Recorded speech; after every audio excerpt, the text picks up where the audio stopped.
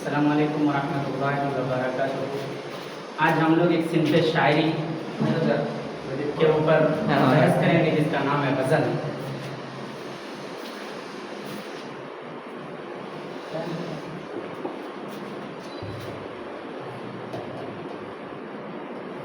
सबसे पहले पढ़ेंगे कि गज़ल का माने क्या है। गज़ल का माने इब्तदाई ज़माने की बात करो तो गज़ल के माने होता है औरतों से बात करना। इब्तदाई ज़माने में इब्तदाई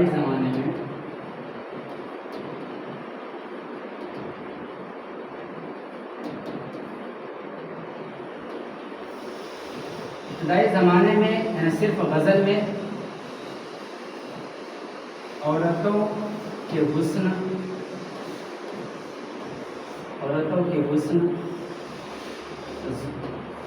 और जुल्फ और लब और रुखसार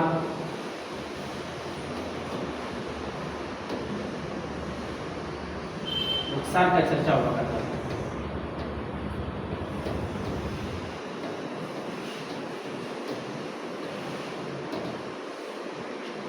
इसके बरक्स अगर आज के ज़माने में देखो तो इसी सिंफ शायरी के अंदर है ना मुआशरे के हर उन्वान को समोया गया। अगर बात करो कि बाप के दुख की, बाप के पसीने की भी अगर जिक्र किया जाता है तो वो ये गज़ल है।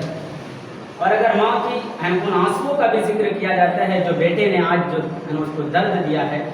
अगर बहन की जुदाई की भी बात करो तो आज इस गज़ल के अंदर इसका चर्चा किया जा रहा है। लेकिन पहले ज़माने में ऐसा नहीं था। पहले ज़माने में सिर्फ और सिर्फ औरतों से बात करना, गज़ल का माने ही हुआ करता है औरतों से बात करना। और गज़ल के अंदर ये वो सिंफ शायरी थी कि जो आज भी मकबूल है और पहले भी मकबूल हुआ करता था। आज भी सबसे बेहतर और सबसे ज़्यादा पसंद करने वाला अगर कोई सिंफ शायरी है तो वो गज़ल है। क्या है? गज़ल है।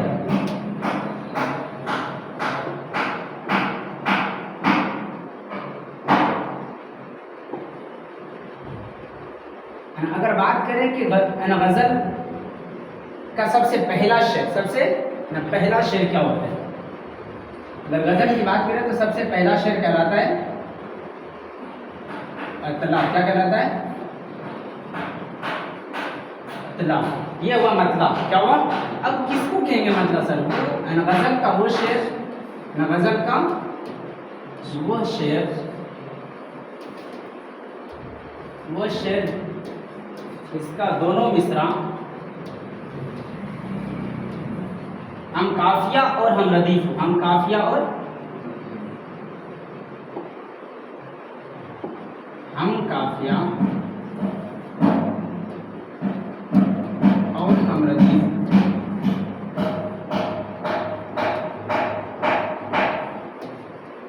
रदीफ। अब यहाँ पे समझना ये है कि सर मिसरा क्या है। यानी किसी शेर का एक लाइन को मिसरा कहते हैं, एक लाइन को मिसरा कहते हैं। और जब भी शेर बनता है तो दो मिसरे से शेर बनता है। शेर किससे बनता है? दो मिसरे से शेर बनता है। दो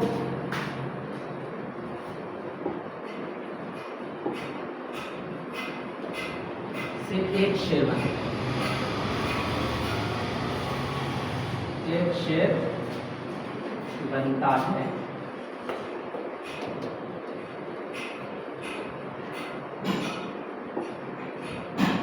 दो मिसरे से एक शेर बनता है। एक शेर लिखते हैं सर, इससे पहले बात समझ में आए। एक शेर लिखते हैं।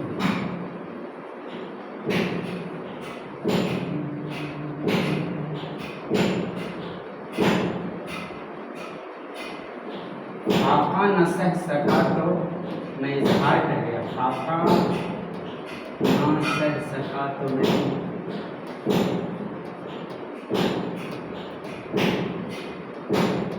इजहार कर गया।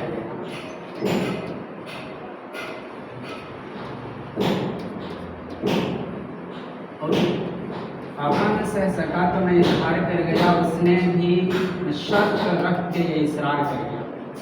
उसने भी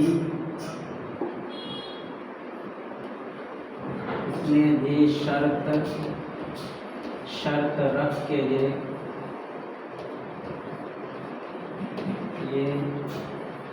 इसरार कर गया। ये एक शेर है, क्या है?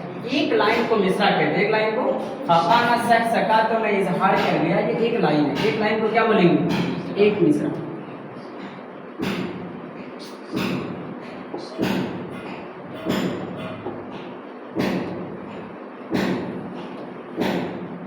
और ये भी एक मिसरा। और जब दो मिसरा मिलेगा तो क्या बनेगा? एक शेर बनेगा। दो मिसरा मिलेगा तो एक शेर बनेगा। अब समझना यह है कि जब यहाँ हमने कहा था कि गजल का वो शेर जिसका दोनों मिसरे हम काफिया और हम रदीफ हो। जब दोनों मिसरे, अब हम काफिया और हम रदीफ, अब समझेंगे हम काफिया क्या होता है और हम रदीफ क्या होता है। हम काफिया किसको बोलेंगे?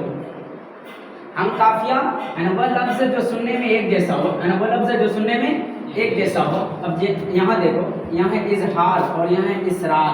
क्या है? इजहार और इसरार, ये क्या हो जाएगा? हम काफिया हो जाएगा। क्या होगा?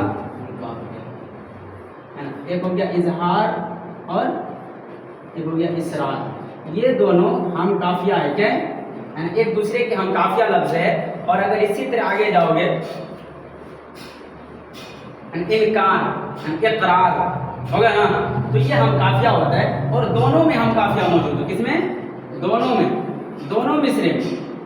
अगर दोनों मिसरे में हम काफिया है तो वो क्या कहलाएगा? है ना, वही गजल का शेर है ना, हम कहेंगे उसको मतलब क्या कहेंगे? क्या कहेंगे? बोलो ना। हाँ, अगर इसके बाद देखो, इसके बाद आता है रदीफ। क्या है ना? रदीफ। ये हो गया आपका काफिया, हम काफिया, हम काफिया। इसके बाद जाएंगे रदीफ पे। किसमें?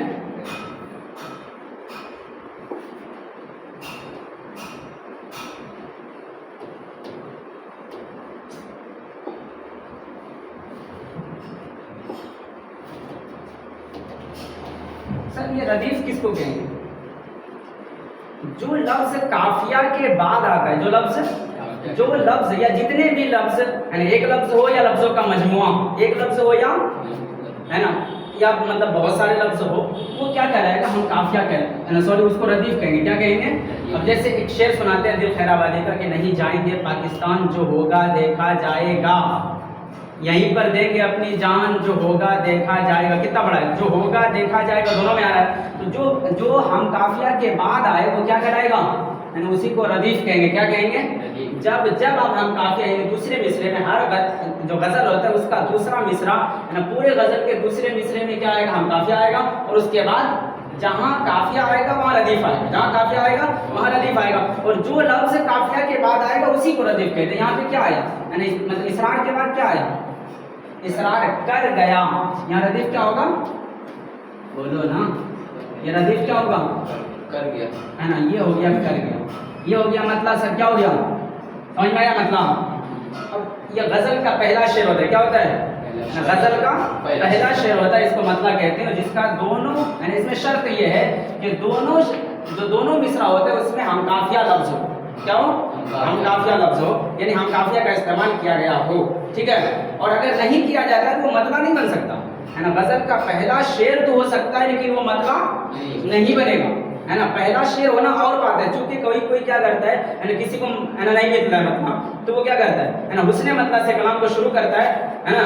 आगे चलते हैं और आगे चलते हैं। अब ये है एक पॉइंट तो ये है कि किसी गजल में एक से जायद मतलब भी हो सकता है, एक से जायद मतलब, यानी कि 2 शेर 3 शेर ऐसे होंगे जिसका सारा का सारा काफिया और मतलब जो रदीफ है वो सब में आएगा, दोनों शेर में, है ना, दोनों मिसरे में। तो 2 शेर भी हो सकता है, 3 शेर भी हो सकता है ना। अब उसको क्या कहेंगे सर? अगर दूसरा मतलब आया तो उसको मतलब सानी कहेंगे। क्या कहेंगे?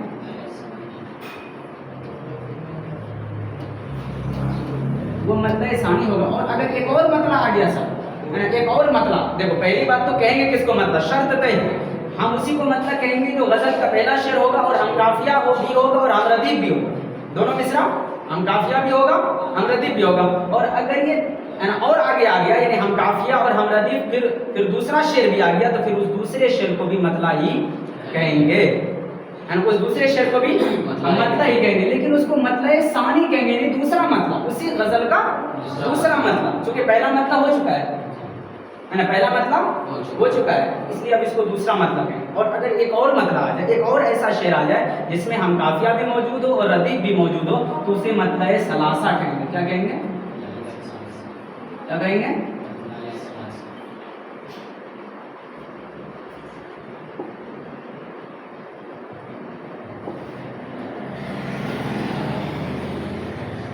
ये हो गया मतलब सलासा। अब ये तीन चीज हो गया, यानी किसके लिए? सिर्फ मतलब के लिए। अब अगर इसके बाद जो गजल का दूसरा शेर होगा, अब आगे चलते हैं। अब इसके बाद जो शेर आएगा उसको क्या कहेंगे सर, और वो कैसे लिखा जाएगा? आप उसको दूसरा मोड भी ले सकते हैं। अब इसके बाद अगर शेर आएगा, मैंने शेर लिखा था ऊपर में, और अगर उसमें जगह हो तो मैं दूसरा शेर लिख के दिखाता हूँ, अगर जगह हो तो।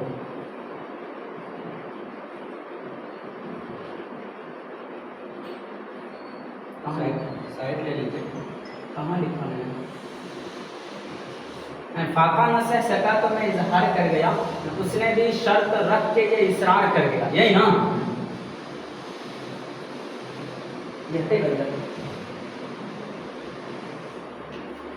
अब देखना, उसने भी शर्त रख के ये इसरार कर गया, झुक जाओ दर पे मेरे कर दूंगा माला माल। झुक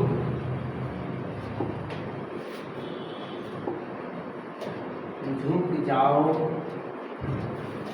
झुक जाओ दर सबको नहीं देखना पे मेरे, सबको नहीं देखना। कर दूंगा माला माल, कर दूंगा माला माल। माला माल, समझते हो? माला माल यानी दौलत का अंबार दे देंगे, है ना? है ना? कहते हैं झुक जाओ मेरे दर पे कर दूंगा माला माल, मैंने आना बचाना था इनकार कर दिया, मैंने आना बचाना था,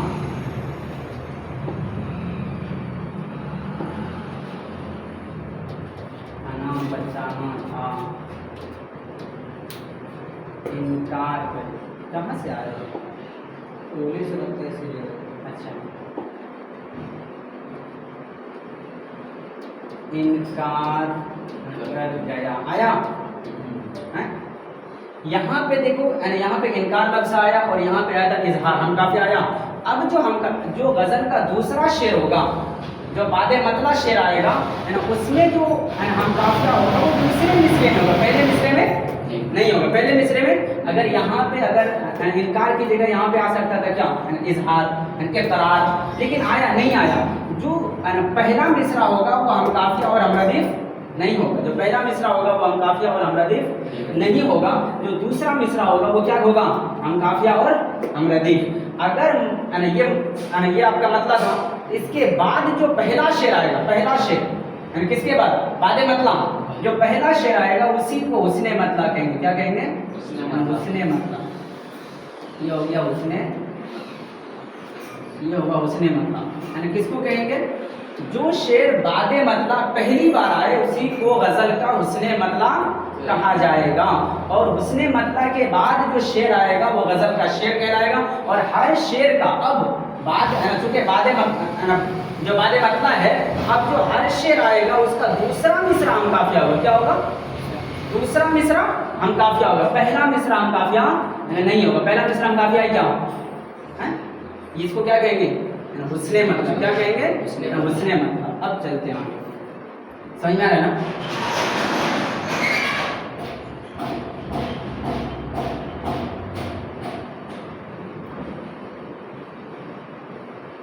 अब जो गज़ल की खुसूसियत है उसको देखते हैं। जो गज़ल की खुसूसियत है, आज दुनिया में सबसे ज़्यादा पसंद करने वाला जो सिर्फ शायरी है वो क्या है?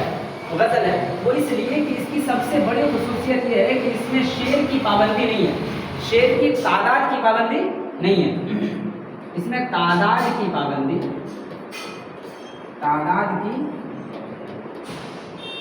इसमें तादाद की पाबंदी नहीं है।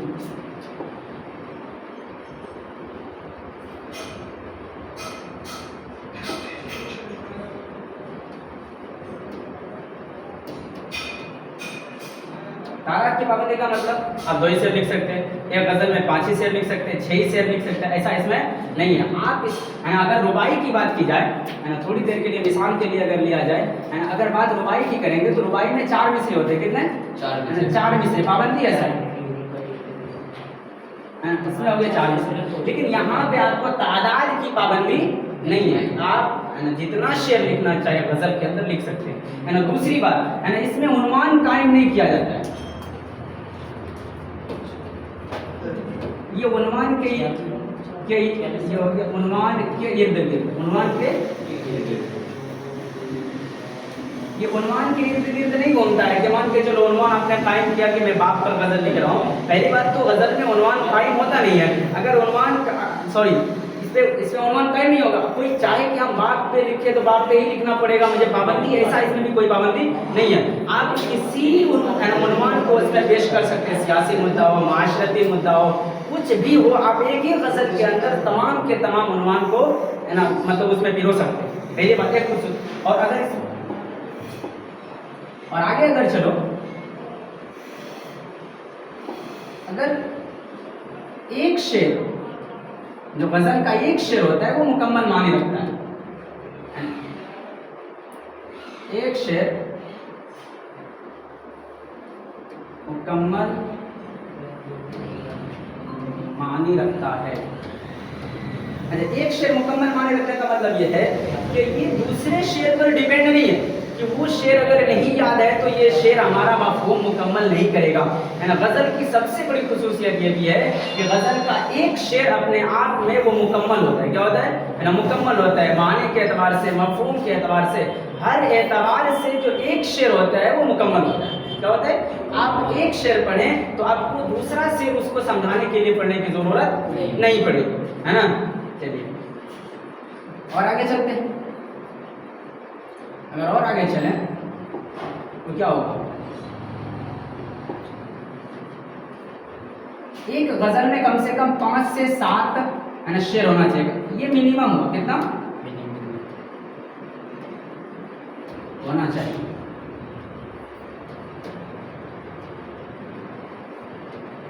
है ना, कम से कम 5 से 7 से, इससे ज्यादा आप जितना लिख सकते हैं, तादाद की पाबंदी नहीं है।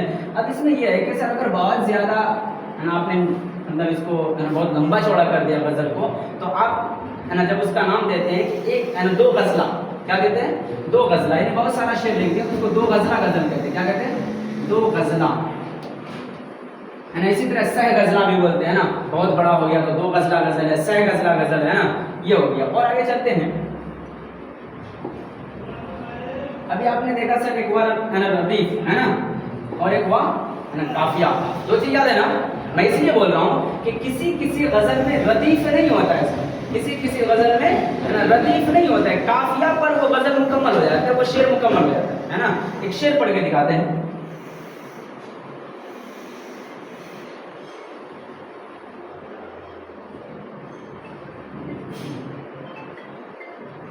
छोड़कर सब हसरतें तुम खुदा की, छोड़कर सब हसरतें तुम कर खुदा की बंदगी, छोड़कर सब हसरतें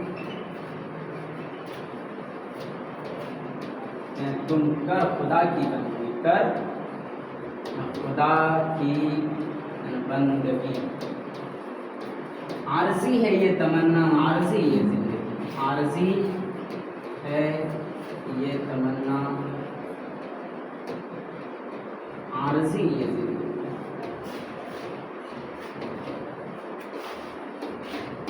चलिए सर, छोड़कर सब हसरतें तुम कर खुदा की बंदगी, आरजी है ये तमन्ना, आरजी ये जिंदगी। अब आप यहाँ बताइए सर रदीफ है, कोई लफ्ज ऐसा है जो लास्ट में हो और बार बार आया हो?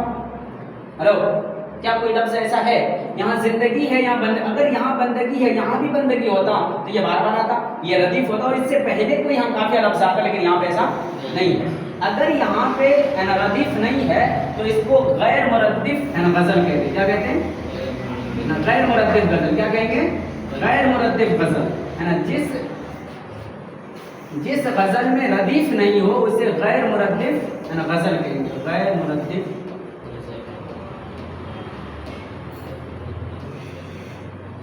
गजल कहते हैं।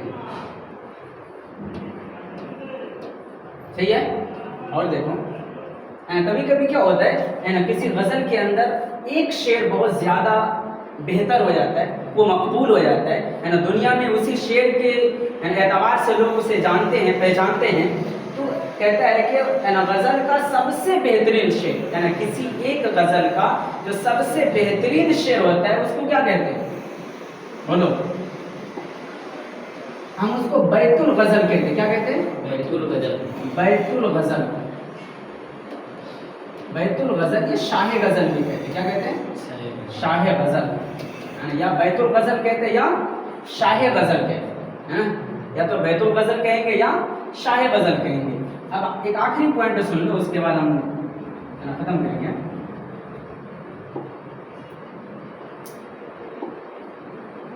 सबसे जो गज़ल है उसका लास्ट शेर यानी अंतिम शेर, अगर शायर ने अपना नाम जिसे तखल्लुस कहते हैं अगर वो इस्तेमाल किया है तो उस शेर को क्या कहेंगे? मक्ता कहेंगे। क्या कहेंगे?